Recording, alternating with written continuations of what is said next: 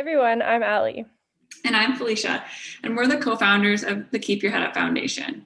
Our mission at Keep Your Head Up is to improve traumatic brain injury recovery through a community-based platform providing education, empowerment, and social connection. We're here today to chat with Nick, who has been along for the ride since we started our organization and has been very involved in our development and has become a good friend of ours. And so we're here today with Nick to share a little bit about what we've been up to. Great. Well, thanks so much for having me, guys. And how has everything been going with you guys? What have you guys been up to this past? Geez, who knows? Like a few months at least. Yeah, it's been a really busy but exciting time for us here at Keep Your Head Up. We have launched our Mindful Moments program. I think last time we were on the podcast, we were giving an overview of what to expect, and we didn't even know what to expect, but now here we are 4 months into launching our Mindful Moments program for individuals living with the effects of brain injury across Canada. Yeah, so our programs were off to a great start when we opened up registration in late 2021 for our January programs. Right. And we were just overwhelmed by the interest and the appreciation from the brain injury community, who were just really excited to have the opportunity to participate in this type of programming. And so for those who maybe aren't familiar with our Mindful Moments program, essentially it's weekly virtual mindfulness and movement activities that are offered free of cost for any individual who has experienced a traumatic brain injury. So whether it was, last month or maybe 10 years ago, we have them open to anyone who feels like they could benefit from the programs. And so our goal with them is to really be able to introduce the brain injury community to a wide variety of different coping strategies involving mindfulness or movement, or maybe some combination of the two. So that they can kind of build up their toolbox of different coping strategies that they can use through their recovery. That's awesome. So I know, I've been opening cut you off there, but I've been meditating since January, and but I mean that's obviously a mindful activity. But what are you guys doing? I mean, I do meditating, yoga, but that's very, very obvious. But mindful, but what else is there? Yeah. So meditation is often the first thing that comes to mind for people when they think about mindfulness. And it is actually one of the programs that we offer, but we also do other types of like those traditional mindfulness practices. So things like breathing, and actually specifically with breathing, a lot of people who have experienced a brain injury are in what's called like a hyperarousal state, where like their body's really in a stress mode, right? And so something that we experienced ourselves and that many of our participants have shared is that a lot of the traditional breathing practices are actually kind of inaccessible for us, like those like faster paced breathings, like lion's breath and things like that. And so what is lion's breath?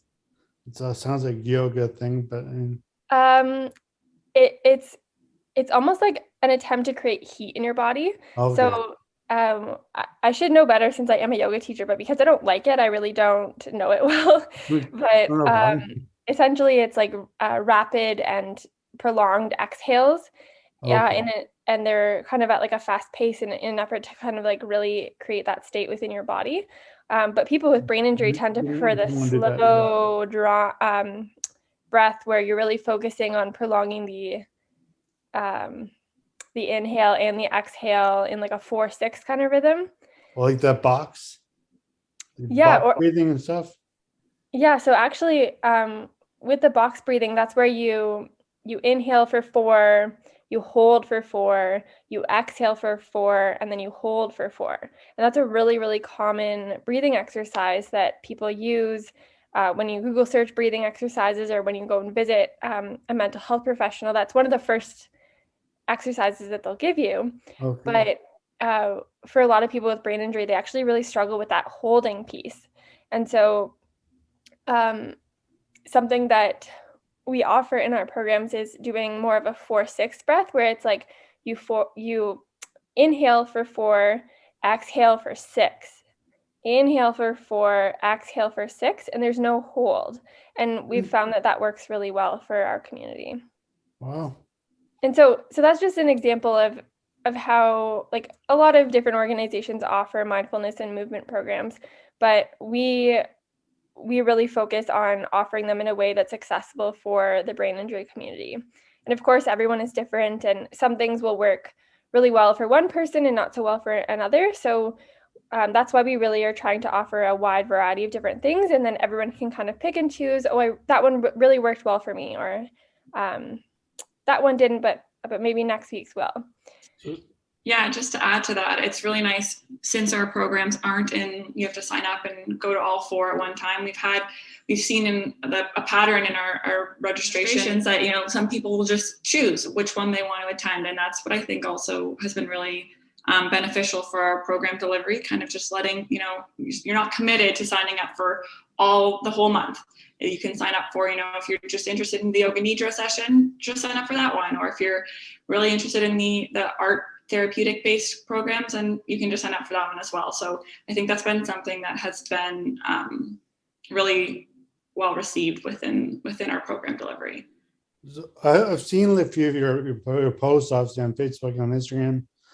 So do you guys actually do the conduct these sessions yourself, or do you have other people who do them? Yeah, that's a great question. So we actually hired 4 activity instructors, and they're really amazing. They're a great addition to our team here at Keep Your Head Up, and they all offer a really unique combination of skills and experiences that they bring to our programs. So I guess bringing things back a little bit, I kind of went into detail on the breathing piece, but we, as Felicia said, another kind of category of programs that we offer are our therapeutic art programs. So that could be things like beading, painting. We did a macrame session. So those like hands-on activities that can be a mindfulness. Macrame? Sorry. Yeah. What's that? I always struggle to answer this, but have you ever seen those wall hangings or like plant holders, and they're made of this really beautiful rope? It's really natural looking. Okay. And they're tied in little knots and patterns. Similar to little friendship bracelets, that kind of same pattern that you're doing to make this beautiful masterpiece. Yeah. And so it's a really great activity. Once you learn how to do the pattern, like the knot, it's a really great mindfulness activity, because it's just doing the same thing over and over again, and it doesn't involve a screen, it doesn't involve movement. So it's a really great potential tool that people can use as something to do, something to help them heal from their brain injury in terms of their mental wellness. Nice. And so what do you guys do for, you said, mindfulness and movement? So what's the movement? What is the movement piece? Except for aside from yoga, well, actually including yoga. So the third kind of category that we offer is movement activities that are specifically designed to be accessible for people who have experienced brain injury. And so one of those is gentle yoga.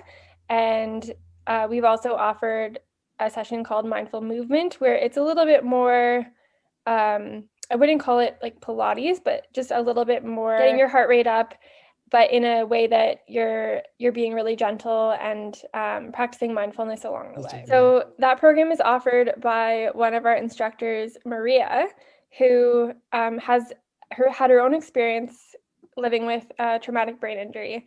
And she's also a certified fitness instructor, a vocal instructor. And so she offers the Mindful Moment program. She also has a lot of training in mindfulness.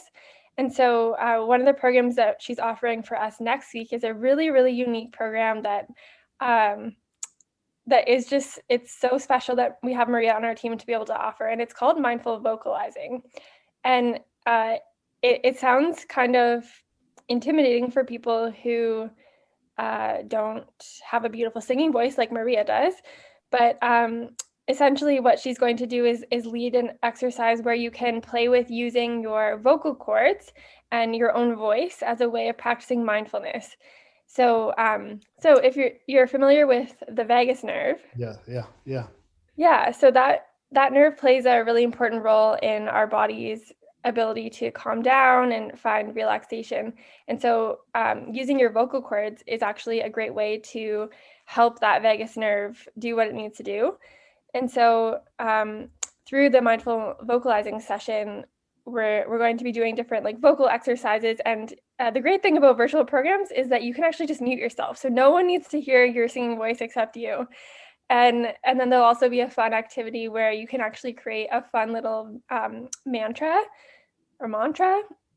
using your voice. So I won't attempt to sound as nice as Maria maybe does. Felicia will. I don't think either of us can sing. No, I cannot sing. Are you sure? But I mean, in my shower, but not no. The example that she gave to us when we were talking about the program was like, even if it's just one word, like a one word kind of mantra that you can say to yourself when things are kind of getting overwhelming and kind of you want to kind of bring it back to the present moment and find some calm. It was like, patience, Maria, or something. She does it in a much more beautiful way. But so there, she's Lisa, gonna your turn. Patience, Maria. Yeah. Patience, Maria. Great. That's good. Yeah. So that's just one example. So she's going to help the participants come up with their very own little fun mantra that they can use. So I think it'll be a really fun program, and hopefully our community enjoys it. Nice, excellent. And at least you didn't get to sing that time, but do you have anything to add about what your program is you're doing now for movement and for mindfulness? And what I was going to say earlier was for the mindful movements programs. You know, I feel like there's times where I was like, oh no, I don't think I can do this type of physical activity. But in every program that's run, there's always accommodations or things that you can do. So if it's a plank or something, everything is altered and has different options for you to do. So don't let that be the hindering reason why you don't want to, you know, engage in that mindful movement, because there's always ways that you can throw in different options that are still getting your body moving. So yeah, that's something to definitely consider well when signing up for, you know, the mindful movement programs. Yeah, we always have either myself or another yoga instructor demonstrating in the yoga classes in the mindful movement sessions from a seated position, so in a chair. And so that helps to provide an opportunity for those who maybe are in a wheelchair or maybe are just having a tough symptom day and aren't up for like a standing position. And so having that option to participate from a seated position can make it a lot more accessible. And so I mean, what's next? What's coming up? Or you got Yes. Yeah, I just want to say that, you know, it's been only 4 months of the program running, but we've built such an amazing community. It continues to grow. We continue to see new people signing up and registering, and it gets Allie and I both so excited. But you know, we're like within the programs themselves, like Allie mentioned, excuse me, your camera doesn't have to be on, or your microphone. You can engage via chat or whatever that you feel comfortable, but people have really started to feel safe and heard in this community, and it's really exciting for Allie and I to see, you know, people kind of coming out of their shells and growing. And yeah, I think that's also been a huge takeaway from these programs. It's just have you been getting a lot of people from like across Canada or even the world for that matter? Yeah, we're across Canada. We have people currently registered from 7 different provinces, which is pretty exciting. So what are you guys doing next, or in the future, months or weeks or whatever? Yeah, we have lots coming down the pipeline. Lots of stuff is always happening kind of behind the scenes here. I keep your head up, but we have an exciting fundraiser coming for Brain Injury Awareness Month, which is in June. We'll be selling these cute keep your head up cookies. With more details to come once we kind of get the proofs of the cookies done, and then we'll be sharing it all on our social media and stuff. But we also recently received some funding to be able to launch a new program, which will be our community education program. And with that, we'll be able to go and speak with different youth sports teams to share about some of the key challenges that one might experience after a concussion and the different ways that you can reach out for support from like your family, your friends, your coaches, your teachers, and just your community. You don't have to go through it alone, and there are a lot of different resources out there that can help you. So we really want to educate youth on what those are. And then also, of course, share about the programs that we offer and our resources, like our toolkit, that they can use if they ever sustain a concussion. Yeah, both Allie and I sustained sports-related concussions in our youth while we were in high school. So we are really excited to kind of change this pathway for recovery, hopefully for other youth athletes within the region and hopefully the nation eventually. Just to know that you're not alone, and because social isolation is a huge thing as a youth, or anyone actually, going through brain injury. So we really want to express this through our community education program that, there are these supports available, as Allie and I kind of felt like we didn't know where to turn. So we're really, really excited to begin launching this very soon.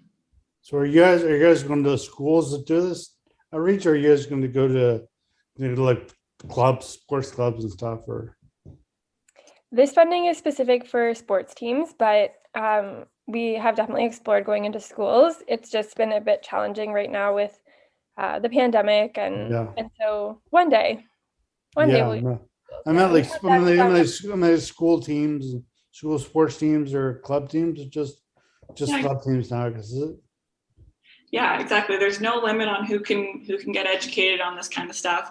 We're hoping to target caregivers and educators and coaches and the teams and students and parents. So there's lots of different areas where we want to target. So really the sky's the limit. But yeah, those are some things to look forward to. And if you haven't already checked out our Mindful Moments program, be sure to. You can check it out on our website at www.keepyourheadup.ca and register there at your convenience. You can also check out our social media pages. So we're on Instagram at KeepYourHeadUpFDN, and also on Facebook with the same handle. Yeah, thanks for listening.